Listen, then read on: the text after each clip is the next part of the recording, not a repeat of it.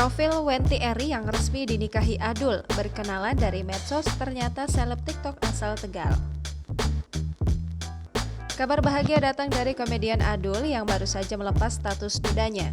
Diketahui Adul menikahi wanita bernama Wenti Eri di Got Cilandak Barat, Jakarta Selatan pada Sabtu 11 Juni 2022.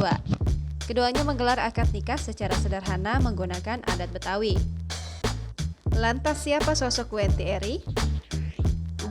Dikutip dari Tribun Sumsel, Wenti Eri merupakan seleb TikTok yang berasal dari Tegal, Jawa Tengah.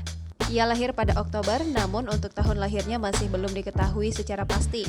Wenti memiliki jumlah followers 18.000 di TikTok. Konten yang dibuatnya berisi tentang dirinya yang membahas soal kisah cintanya.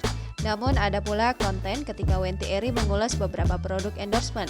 Menilik akun TikTok Wenti, ia pertama kali membagikan konten bersama Adul pada Februari 2022. Kala itu, Wenti Eri dan Adul menghabiskan waktu bersama di sebuah klinik kecantikan. Dikutip dari Tribun Lampung, perkenalan Adul dan Wenti Eri berawal dari media sosial. Mereka sudah mulai berkenalan sebelum bulan Ramadan. Hal tersebut diungkap oleh Ustadz Munawir selaku sahabat Adul.